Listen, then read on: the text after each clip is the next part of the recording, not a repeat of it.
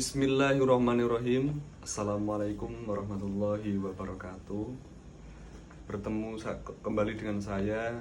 Di sini saya akan memenuhi tugas akhir, yaitu dari matkul filsafat ilmu yang diampu oleh dosen Pak Asmoro Ahmadi.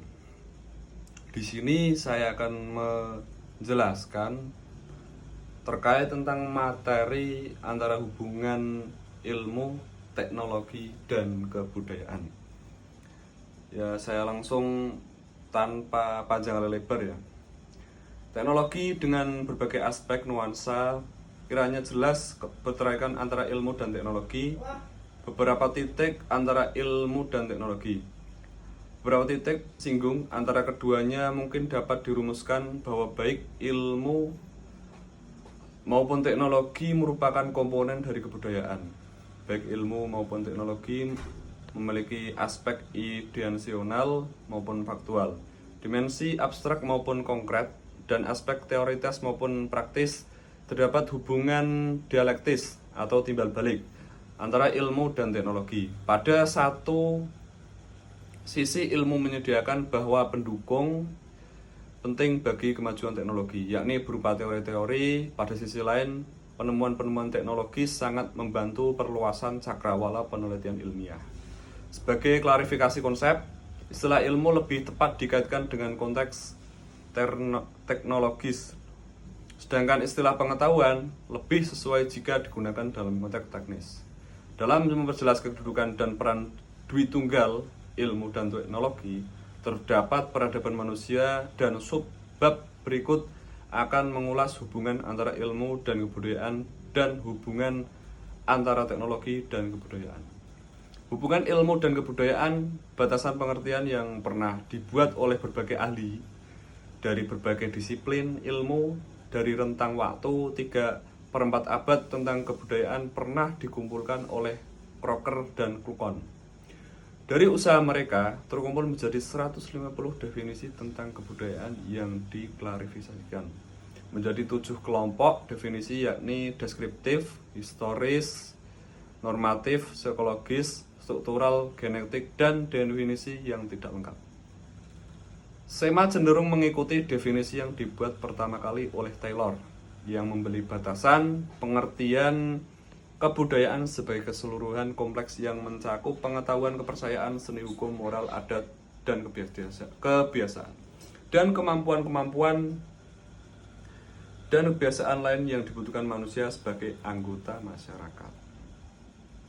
Dalam pengertian kontemporer, tidak beranjak jauh dari pengertian kebudayaan klasik. Kebudayaan terdiri atas totalitas produk-produk manusia dari yang material sampai dengan yang non-material. Sebagai gambaran singkat, menghadapi tantangan alam, manusia menciptakan alat-alat yang membantunya mengubah lingkungan menjadi sesuatu seperti yang dibutuhkan atau dikehendaknya. Sistem simbol tersebut meresapi hampir semua aspek kehidupan, baik yang bersifat material maupun non-material. Dari sini dapat ditemukan hal material tertentu yang sama dapat memiliki makna berbeda bagi dua kebudayaan yang berlainan karena masing-masing kebudayaan memiliki sistem pemaknaan yang tidak sama. Pembentukan kebudayaan non-material selalu berjalan seiring dengan aktivitas manusia yang secara bisnis mengubah lingkungannya. Terdapat 7 kategorisasi berbeda berkaitan dengan komponen-komponen kebudayaan. Akan tetapi, menurut Kroeber dan Cluckon, semuanya mencirikan klarifikasi 3 bagian wilayah kebudayaan.